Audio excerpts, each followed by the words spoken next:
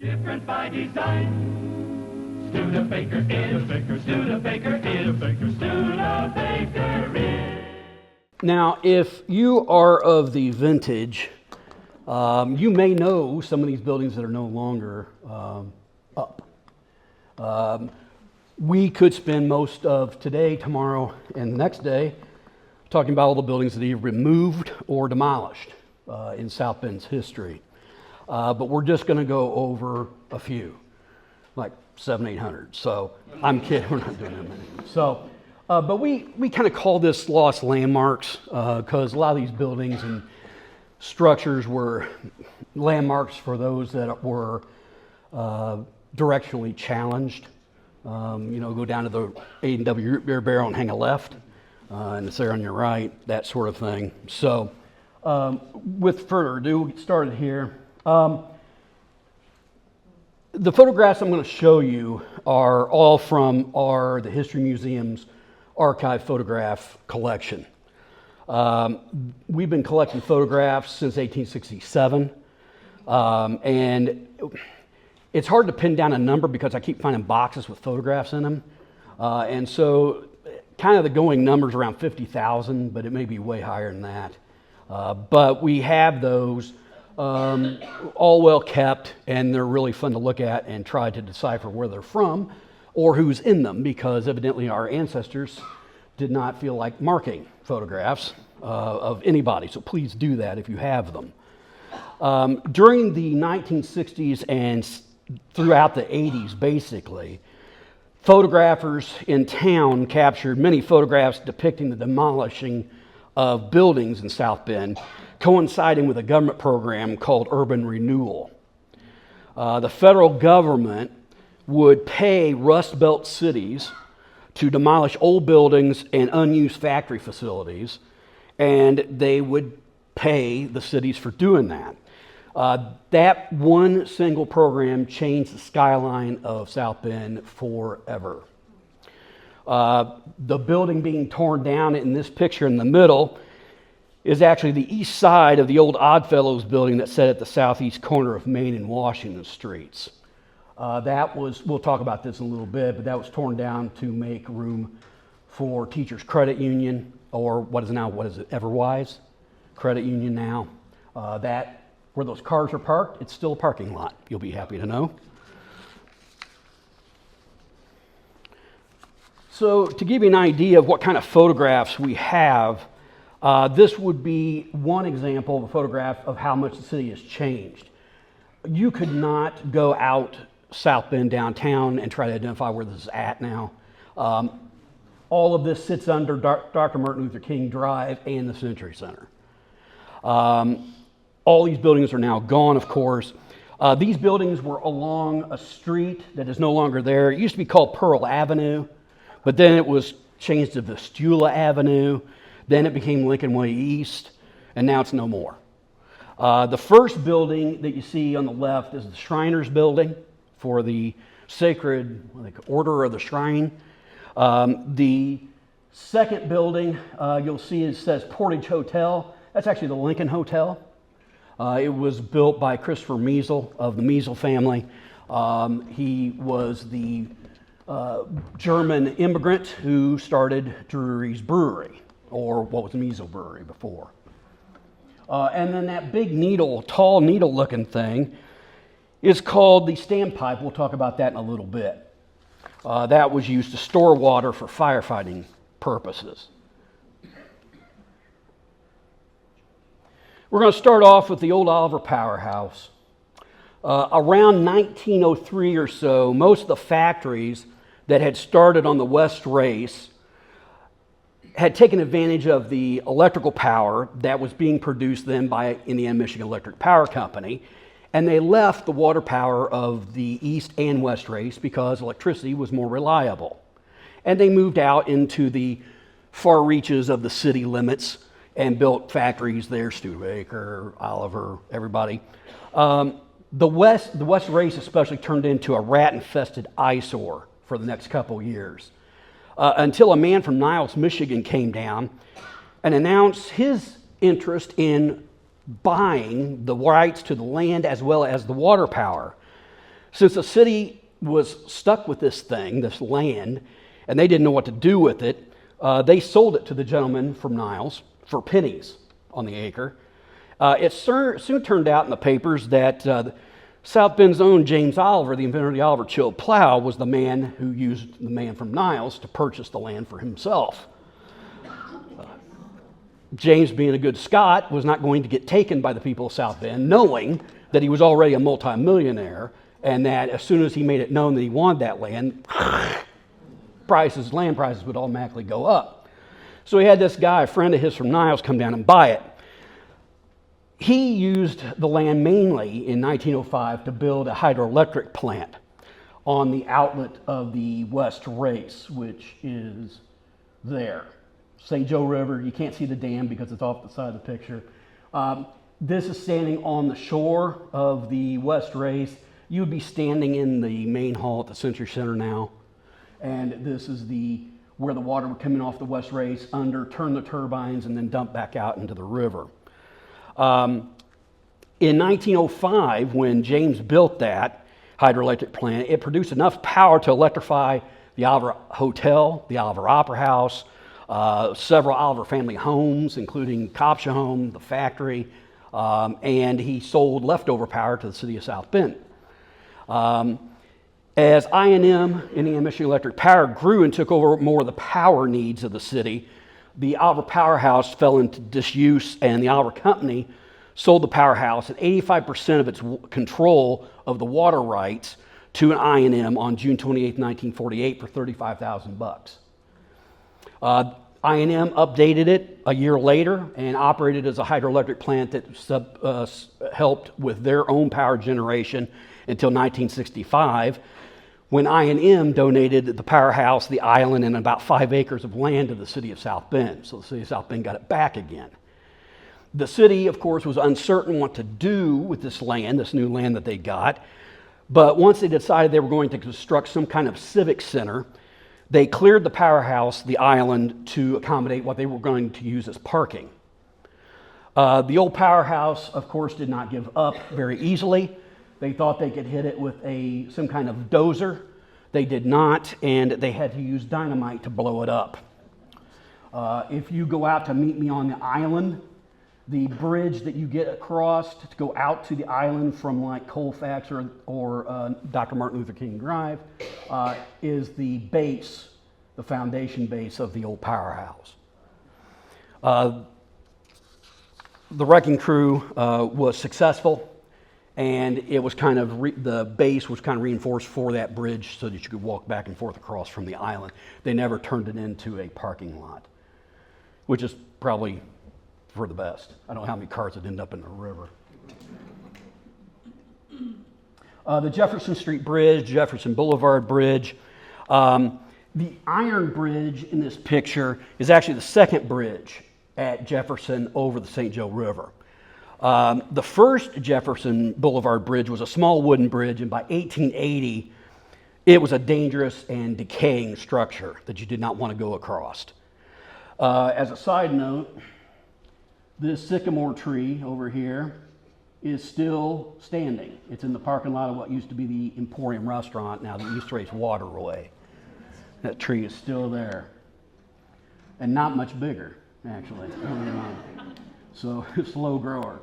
So, the iron girder bridge then, this iron girder bridge replaced the old wooden bridge in 1881. The new steel structure was strong enough to carry an electric streetcar, as you can see in the lower left-hand corner, across the St. Joe River and provide one lane of traffic for other vehicles on the other side. There was just enough room for a wagon or carriage to get across there if a streetcar was coming. And I might say the roads are actually in better shape. By the way. Now, the iron bridge served the city for a long time, but after about 15 years of thousands of people going back and across, and because of the years of hot summers and cold winters, the freezing and thawing of the steel had caused the bridge rivets and nuts and bolts to get loose. So in 1905, the old iron bridge was demolished and replaced with what they call Milan arched bridge made with steel reinforced concrete, and that's was opened July 21st, 1906. The people of South Bend turned out en masse for the grand opening of the new bridge, and we've been going across it ever since. And now it's lit up. So, also you can see in this picture, this is a gas tank. We'll talk about that in a little bit.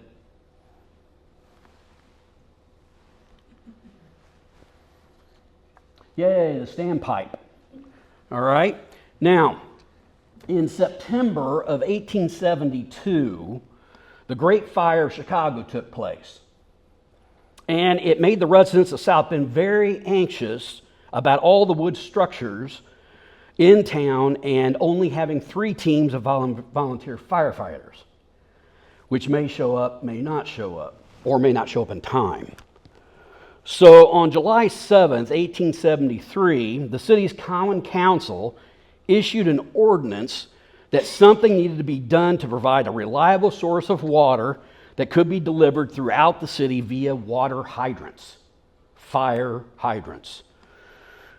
A committee member of the Waterworks Department named Alexander Staples took charge of the project and decided on a standpipe type system that he had seen in other cities. Not many cities had them. So he proposed to assemble an iron pipe in sections in a horizontal position along the ground that would eventually result in a pipe that was 5 feet in diameter and 200 feet long. Mr. Staples then would have the pipe lifted into its final vertical position. After the pipe was assembled on the ground and made watertight, the pipe weighed 42,000 pounds. The foundation support of the pipe weighed 12,180 pounds, and the bolts used to put the plates together weighed 250 pounds. The city council decided to erect the pipe on the north side of Pearl, Jefferson, and Carroll Streets, which no longer exists. Basically, where the standpipe was erected, the foundation was basically, if you park at the Century Center and you go in the side entrance, in between the outdoors and the inner doors, that's where the standpipe was, basically. So the excavation of the footer for this thing was 30 feet square and 14 feet deep, just to hold it up. Now, Alexander Staples began to gather equipment and something called gin poles. You can see the gin poles on the left picture. He was going to need to raise the pipe vertical and had to start in September of 1873. So on Friday, November 14th, 1873, the raising of just the pipe began. On Saturday, November 15th, 1873, the raising continued in the presence of 5,000 spectators. 3 capstans were used to raise the pipe. I don't know how many animals they used and small people. I don't know. They used a ton of people to get that thing to raise up. Now, 1 capstan was used for guiding the pipe during the lifting so it wouldn't go left or right or back and forth, and 2 for pulling it forward. At 4 p.m. on Saturday the 15th, the standpipe reached an elevation of about 70 degrees, and it stayed in that position for that night, all night. On Sunday morning, the raising continued, but by the end of the day, the pipe still hung somewhat in the air.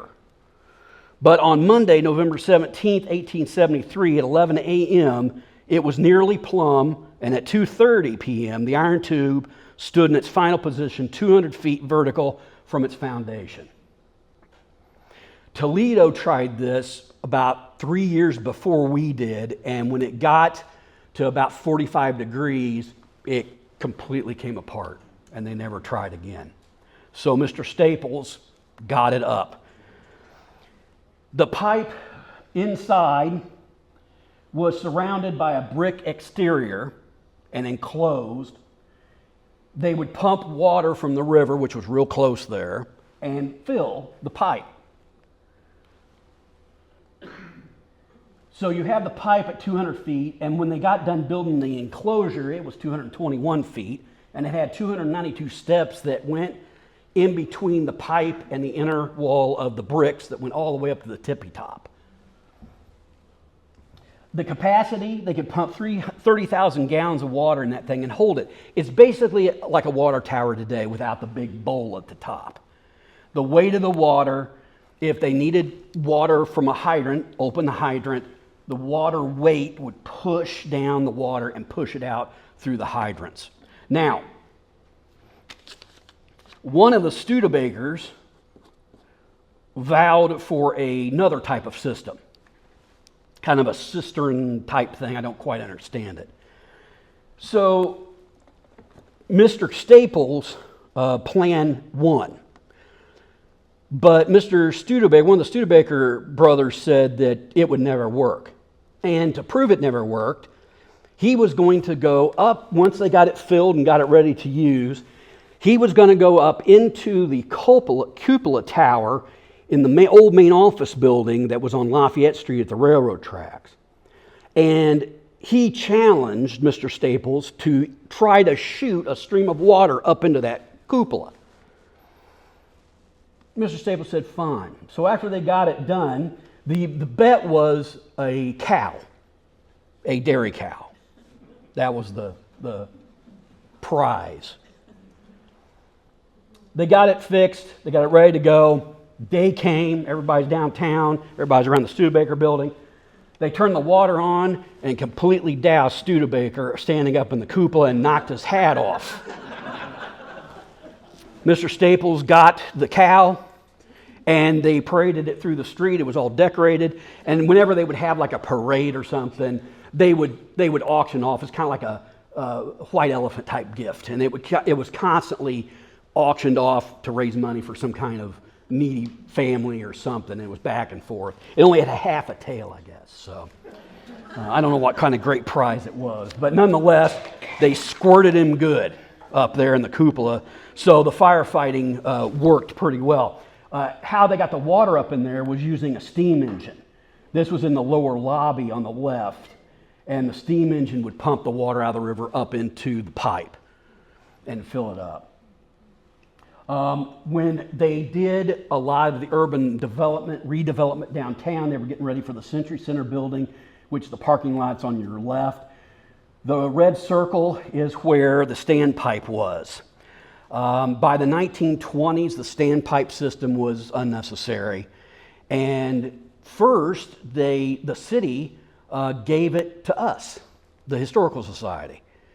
We got paperwork that they gave it to us. What were we going to do with a 221-foot tall standpipe? Because we had to move it. We can barely operate the house we have now. Nonetheless, they just kept it, and by the 1930s, they tore it down. Over 1930, 1931, they demolished it. And that is the only remnant. It was just like a manhole cover. And that's what that is. That's the only thing left. That was the bottom of the pipe that was left. This is still Lincoln Way East. You can see they've cut it off now because they've rerouted Jefferson Street like they have now from Wayne, turns into Jefferson. You'll see a lot of this again. The Lincoln Hotel. Like I said, in the map, it's kind of hard to tell now. Here's Washington Street. If you weren't careful, if you went east of Washington Street, you'd end up in the West Race, if you weren't careful. But all of these streets, here's Pearl Street, which is Lincoln Way East. And here the Lincoln Hotel was at the corner of South St. Joseph Street and Pearl / Vistula / Lincoln Way East. The building was located at 201 to 203 Lincoln Way East. It was known as the Measle Block, like I told you before. Christopher Measle and his brothers built it. They opened it in 1892. The turreted building became the Portage Hotel in 1920. And in 1929, the hotel was renamed the Lincoln Hotel. During the 20s and 30s, it was a famous or infamous location where you could place bets on various horse racing. Rumor had it that George Gipp would a frequent guest at the lobby of the Lincoln Hotel, putting hard-earned money down on some of the horses there. The open turreted top up there was frequented by the El Bell Brothers Band, which gave concerts that could be heard all over downtown. The building, along with many others, were acquired by the Redevelopment Commission, and the city of South Bend in the 1970s to make way for the building of the Century Center, of course. Here's a color picture just before it was demolished. It was a place you didn't want to hang out at this time. You weren't supposed to be hanging out down here.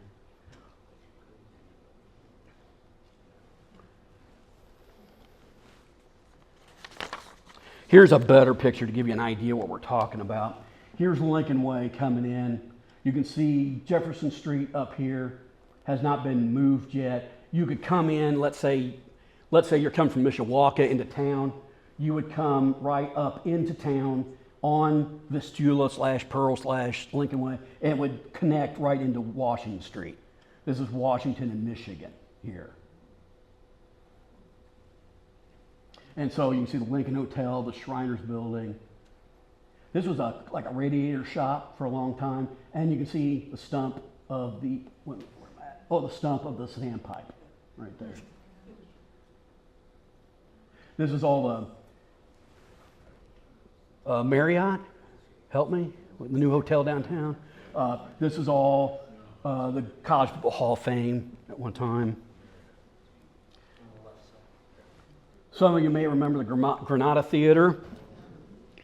The Granada Theater was located in the 200 block in North Michigan, right across the street from its competitor, the Palace Theater, or the Morris Performing Arts Center. The Granada opened February 16, 1927. It was the first sound movie was shown there called Syncopation, and it opened April 6, 1929. The Granada had about 2,500 seats, and it was decorated in the Spanish classic style inside. It had a dome ceiling that concealed lights which twinkled off and on, producing the effect of a starlit sky.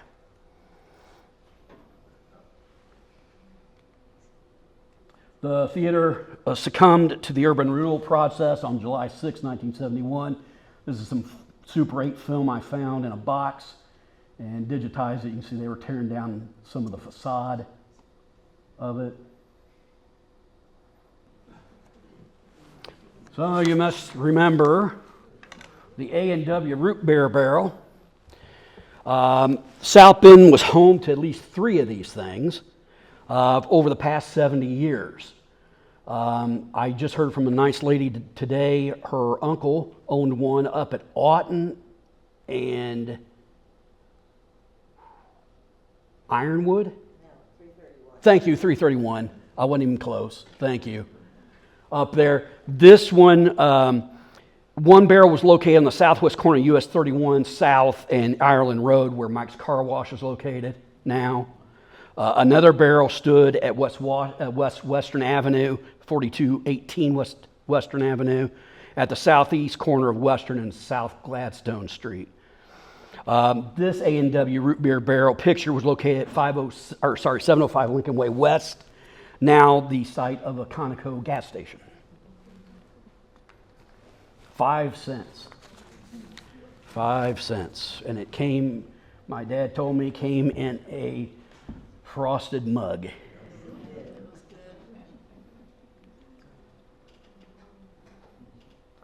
Hopefully none of you went to the Blue Note Lounge. The Blue Note Lounge actually started in 1947, and it was at 126 North Main Street. It was a typical bar lounge. They had live music most nights.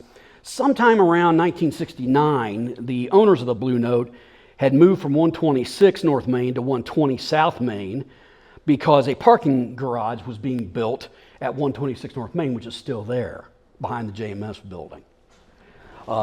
They were in the 120 South Main location until 1973, when the city's redevelopment commission purchased the property with the intention of demolishing almost the whole east side of Main Street. So the owners moved for the third time to 113 West Jefferson and restructured the lounge into a new restaurant they called Bull Jeff, B-O-U-L Jeff. I assume Boulevard Jefferson. The Bull Jeff didn't last much longer, and the building was demolished to make way for the Memorial Layton Healthplex that you see here, kind of across the street from the federal building, Jefferson Street. The old Blue Note.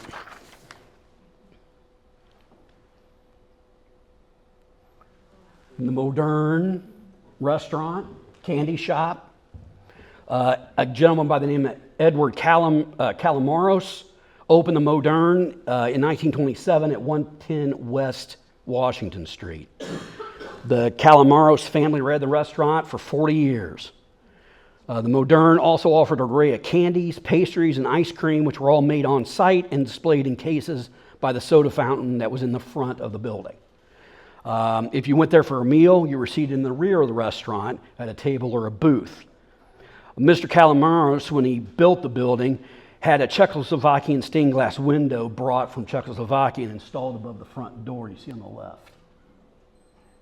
Don't know what happened to that.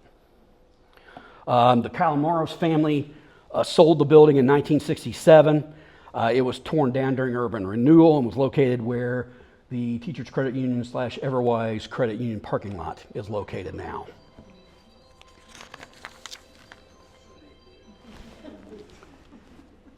So the Modern. The NIPSCO gas tank. Now, this big tall gas tank that everybody could see in South Bend at one time or another was actually built in 1949-1950 by the gas company, which later became NIPSCO. It was used to store natural gas. However, many years prior to this tank, South Bend had other gas storage landmarks scattered throughout town. I told you about the one that's on the left by the Jefferson Street Bridge. It was on the west side of the river at the bridge.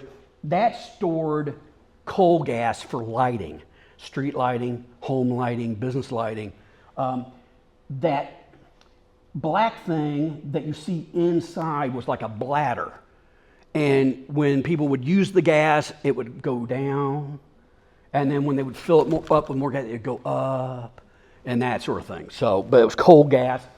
Coal gas didn't last too long, and electricity came in and it went the way of urban development.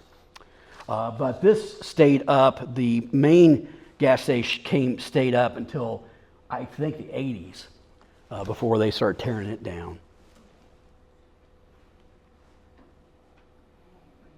Bonnie Doon's. Everybody's been to Bonnie Doon's. Haven't been there this summer. They called me, wanted to know what was going on.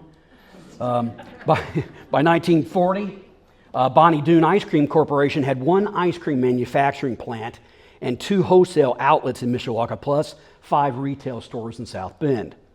The store on the upper left was built around 1939, and it was located at 219 West LaSalle Avenue in South Bend, basically between Main and Lafayette, on the north side of LaSalle.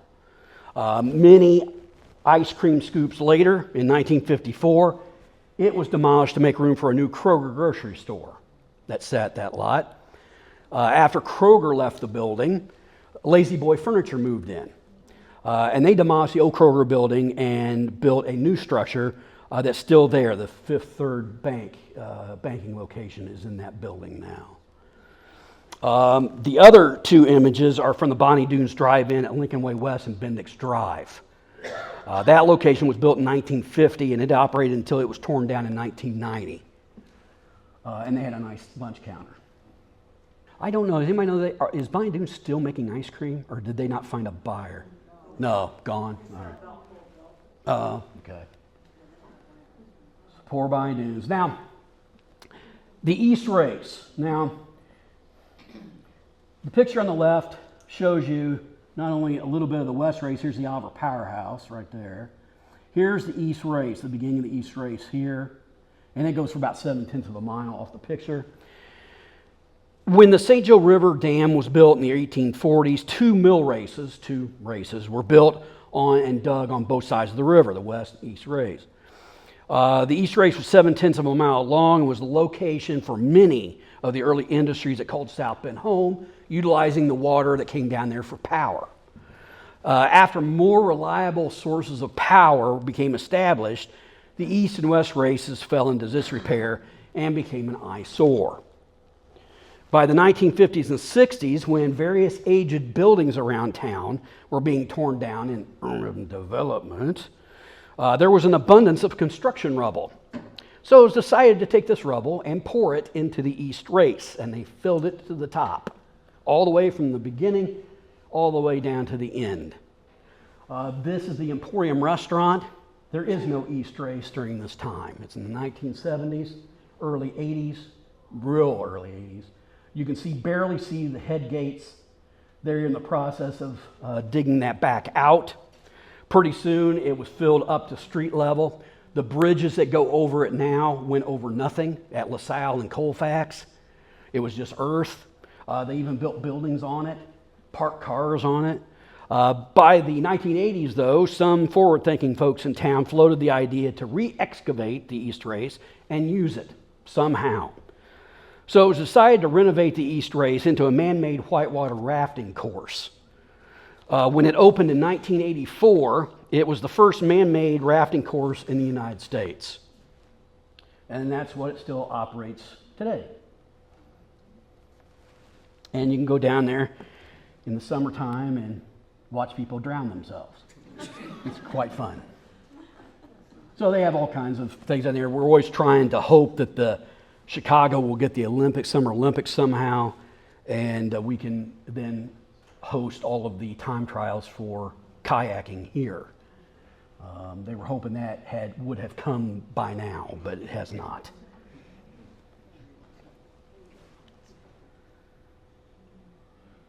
We call this the second South Bend City Hall. On October 18th, 1899, the South Bend mayor and common council entered into a contract with James Oliver, the Chill plow inventor and business leader, to build a city hall building to meet the growing needs of South Bend. The city itself was at the legal limit of its allowed debt limit, so a private individual would have to actually build the building. The city could not. They had reached their debt limit, much like your credit card. With James Oliver's wealth and his affinity for helping the community in which he lived, he used the land he already owned at 214 to 222 North Main Street and built a new South Bend City Hall building. The City Hall was built for $75,000, and the city leased the building from Mr. Oliver with the option to purchase it when the city's finances improved. Mr. Oliver was paid $7,200 a year for use of the building. This building served the city until 1970, when the city of South Bend and St. Joseph County decided to bring local government together in a new 14-story city-county building at Jefferson and Lafayette Street. The old South Bend City Hall was demolished starting on December 18th, 1970. And it is a parking lot behind the Morris Performing Arts Center. And a truck entrance for all the shows that go on at the Morris.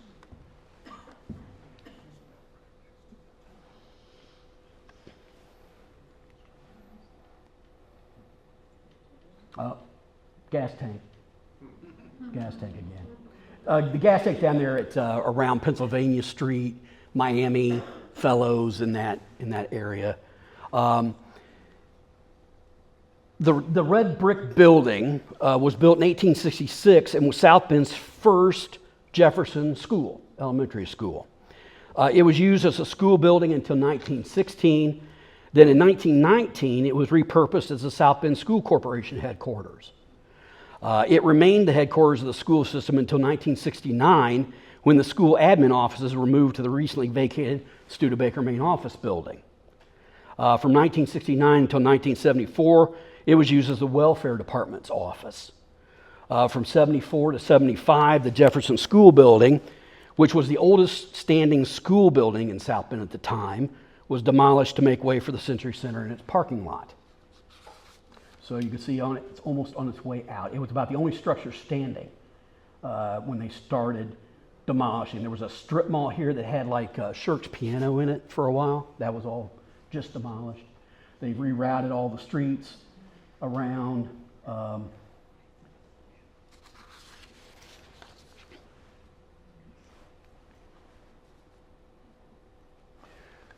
We've had a lot of jails in town. This is the third St. Joseph County jail. It was built in 1860. It was located on the west side of Main Street, just south of Washington Street, where the current St. Joseph County Courthouse sits. It was designed and built by John Smithmeyer, who became famous for designing and building the building that houses the Library of Congress in Washington, D.C.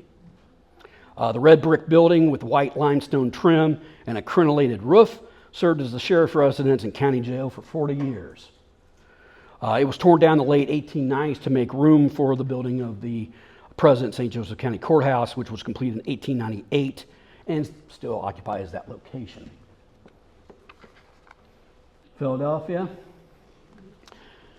Philadelphia restaurant was founded by three Greek immigrant brothers, Andrew, Eustace, and Pendle Polydor, in 1901. The brothers came to South Bend after spending 4 years in Philadelphia, Pennsylvania, learning the candy making business. Because this was the first U.S. town they lived in, they named their candy restaurant the Philadelphia, which I think means brotherhood, if I'm not mistaken. The business started out making confectionery candies. Their chocolate was well known and well regarded. So, sorry, Mark Turner. In 1950s, the sons of Andrew Polydor remodeled the interior and created a restaurant inside. The Philadelphia was located at 116 North Michigan Street. It was a South Bend landmark until it closed in 1971, when the South Bend Redevelopment Commission demolished the building to build a proposed pedestrian mall in that area. You may know it, it was the Hole for many years, or it stood on the Hole. The Doubletree Hotel and First Source Bank building are located in this lot, in this space now. You can see it being torn down. This was the restaurant interior. It had mirrors on the insides, so it looked bigger than it was. Nice Mustang. I don't know if it's still down there or not.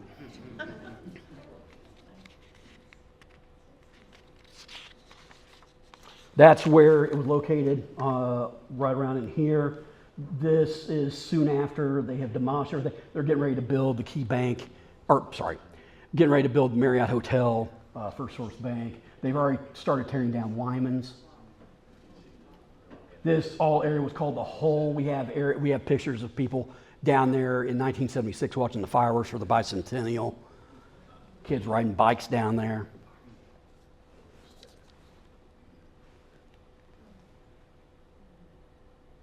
The Oliver Hotel. I don't know if that horse is supposed to be drinking out of that fountain. I don't think that's healthy. Oliver Hotel was built by, once again, James Oliver and J.D., the inventor, and his son at the Jill Plow. Opened its doors December 21st, 1899. It was at the northwest corner of Washington and Main Streets in downtown for many, many years. An annex to the hotel in the back, which you can't hardly see, was built in 1905. The lobby and the rotunda of the entrance of the building was designed in Italian Renaissance style, and it was embellished in gold leaf. The stained glass window that you see at the dome, the center of it, we have, and it's on the wall behind the lobby desk. If you go around the corner, you can see it. They had fresco paintings everywhere. It was one of the best hotels west of the Appalachian Mountains. Many Indiana newspapers loved it, called it the finest hotel in the state. In the 1950s, though, it was bought by a hotel management chain and renamed the Pick Oliver Hotel. The hotel, once again, fell into disrepair, and in 1967 it was demolished to make room for the 25-story Valley American Bank building, which later became the Holiday Inn building, which is now the Loft. So I've also found demolishing film of it being demolished. Some other leftover photographs I had showing some of the downtown that's not available anymore. This is real early. So you're standing on Washington Street looking south on Michigan Street. We had one of the very first electric streetcar systems in the United States. It originally ran on DC direct current power, but it would only go half a block and it ran out of power. So it didn't work real well. Still, once again, dirt streets, once again, better shape than they are now.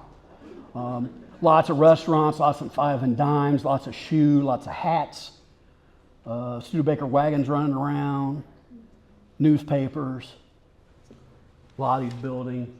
You can see Sibley building over here. That was a big hardware store, dry goods. This is down on Wayne. This is Michigan Street at Wayne Street and Western Avenue down here. Bears was outdoor furnishings. The old Avon Theater, which I know none of you went to. It showed movies you shouldn't go to. Even though James Brolin's in this one, it's Westworld. All of this now is part of the new library system on Main Street. The Friends of the Library building are down here where the Pittsburgh Paints are. They are tearing up the road because at the time in the 80s, our town council had the idea, and the mayor's office had the idea of making a pedestrian walking mall where they would cover all of this street and make it walking paths. And you could walk to all the stores. It had coverings and everything on it. And probably that was one thing killed downtown. You can see here at Jefferson Street in Michigan, here's the State Theater. They've already closed off this part of Michigan and turned it into a pedestrian mall. That's what all these coverings are. They had water fountains and all kinds of stuff down there.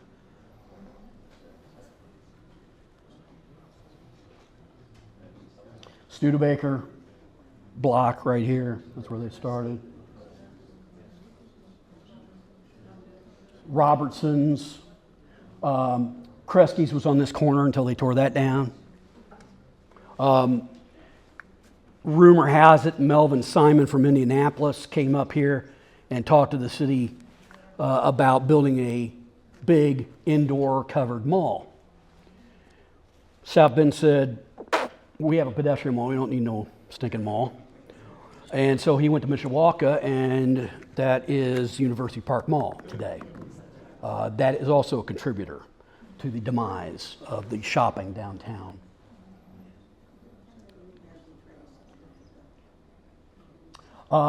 This left picture is the corner of, this is Washington Street and Lafayette. You can see the old courthouse building's clock tower.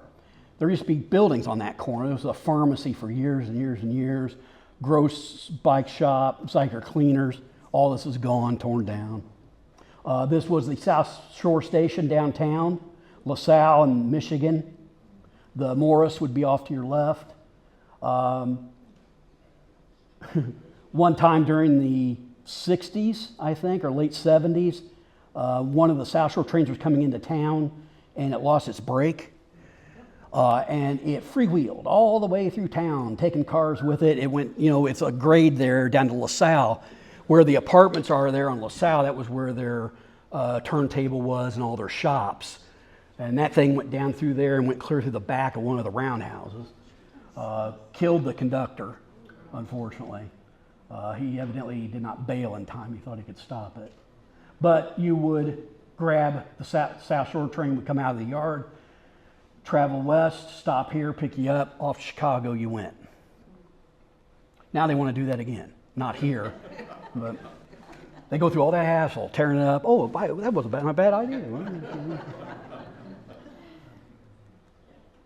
James Oliver's house, he did not build it. It had been built there way before he got there, but he had it renovated. He lived there until he passed, and pretty soon the property was given over to the city of South Bend, and the first high school building was built, and then later Central High School. So Central High apartments that are down there, that's where his house was located.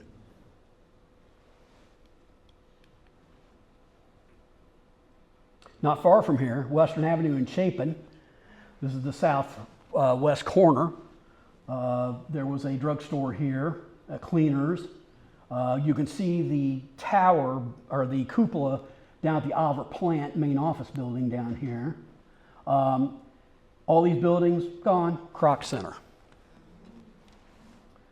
But they should have been gone. We have other pictures. It was a really bad neighborhood. really bad. But they tore it down. They had some really cool buildings like this one, really cool. So, okay, like I said, that's not all.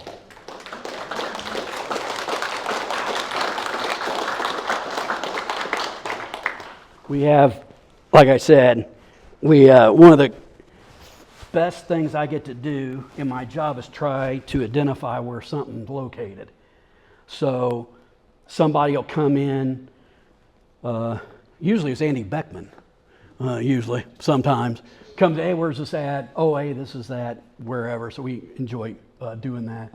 But like I said, that just scratches the surface of all the neat buildings that we had here. And we still got some neat buildings. They're holding on. A lot of buildings have been moved.